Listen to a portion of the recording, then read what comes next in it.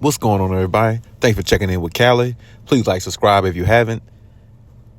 Big game, over the OKC Thunder with the Clippers. I think it's a real big game, real, big, bounce back game, from the other night. And I really feel like, the Clippers, they found some type of, resolution to what, the opposing team was doing. And a big bounce back game by Paul George, too. He caught fire there.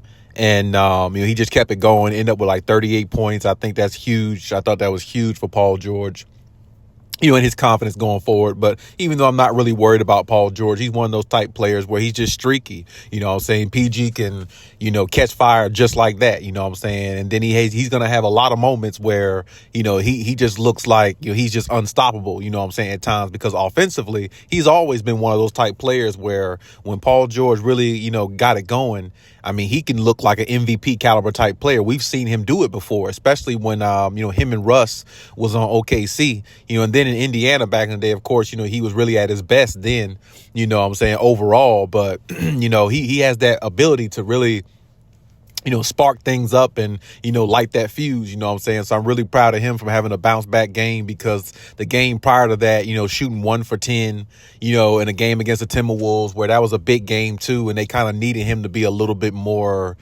aggressive, and, they needed more scoring from him. And, that's the thing with this big four, they're going to have nights where they look really, really good, as in like Kawhi and PG are looking good. But, they also have two other guys, who can, have nights as well. And that's the one thing I think they're really going to have to, put together, because, if most of the time, between Kawhi and PG, they're going to be the leading scorers of the game most of the time.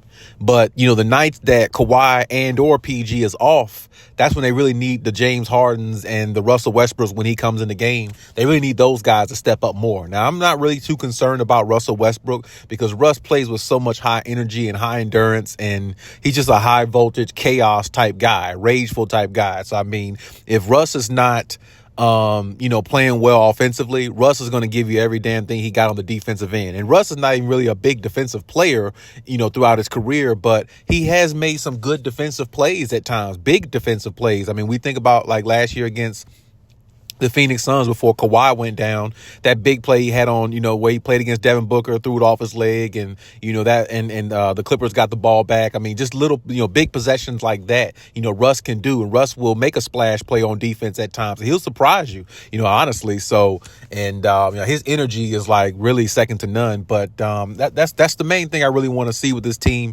OKC played very good. They definitely, pushed the Clippers to the limit, in last night's game. Is SGA, I'm not even gonna lie, like, even when even if he has an off night, his game still looks so sometimes his game looks Kawhi Leonard-esque to me at times. The way he shoots that mid-range, he's just so smooth with it. It's like, I really like SGA. I really do. I honestly, I kind of wish the Clippers found a way to, would have kept him, but of course, I don't think if they would have kept him, I don't think they would be able to have Paul George. Now, I mean, some probably would make the argument, they'd rather have him on the Clippers than Paul George. And honestly, I really couldn't, disagree, because I think Paul George is a better player, you got a lot more years left with SGA, because he's younger and he's, youthful, and he can score, really, really good. He's a really, really, look how he panned out. What I'm saying? He turned into this.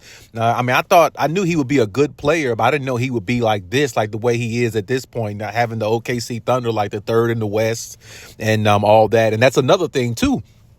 With the Clippers winning that game against OKC, that was a really big win for the Clippers, because you want to kind of stay in contention of that, top 5 range in the West, so you can possibly, shoot up the power rankings, and maybe not only that, but more so just find your way to the top, because ultimately the Clippers, I think they really got their eyes on that number 1 spot. I really think they do. And the loss to the Timberwolves will hurt them in regards to, the seeding a little bit, but I mean, I believe they beat the Timberwolves earlier this year. So with that being said, I mean, it's like 1-1. And I think they might play another time during the season. I might have to definitely check that out and see. But definitely the Clippers, as good as they're playing, as good as they are, they know they can actually, scratch the surface and get to that number one spot. They know they have a great chance of getting it. So a win last night against OKC, who was ahead of you in the standings, that definitely betters your chances amongst the elite teams in the West. And I think, of course, the Clippers are one of the elite teams in the West, no doubt about it. I think as long as you got,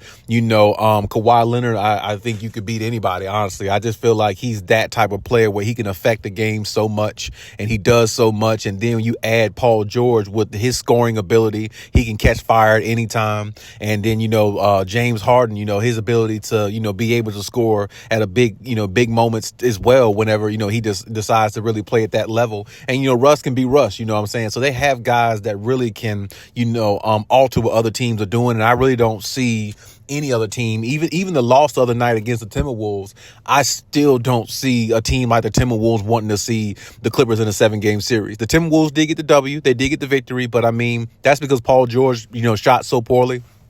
I don't think Paul George will shoot 1 for 10 against the Timberwolves next time. I just don't think he will. I mean, I think he's definitely going to, circle that one on his calendar. He might actually have a big game that night. So, look out, for that specifically. So, I mean, it's just one of those things where, you look at it and you say to yourself, the Clippers, they could be down and out in games. They can be down 10, 15 points in the fourth quarter, but you still got confidence in this team because they have guys like Kawhi and PG. PG can just catch fire, as I said. Kawhi can catch fire. And, when he catches fire, Kawhi is the type, he can run off like a quick 20 points easily. Kawhi does his shit and don't even look tired. I don't even know how he does that. He must really actually be, a Terminator or a machine. But shout out to him. He had a light night last night. But, I mean, that's good. You want to have light nights and, put it on to other players. That's why they got 4-star players where you don't always have to go out there and drop 35, 40 to win every single game, because that's going to wear on your knees. That's going to wear on your body. That's going to wear on you mentally, physically, and all that. And you still got, more than, give or take, almost about a half season to go, and, you still got a lot more games to play. So, I mean, with that being said, I really think that, this team is going in the right direction if they just, pick up the pieces and kind of tweak some things here and there.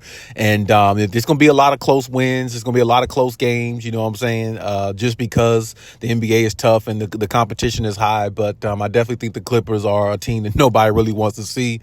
And, having and looking at games like last night, they're really, letting everybody know, hey, the 4 that we got, we'll go put us against anybody, and we'll definitely prevail. And that's the message I feel like the Clippers are trying to send. I think that's the message they'll ultimately send as the season progresses.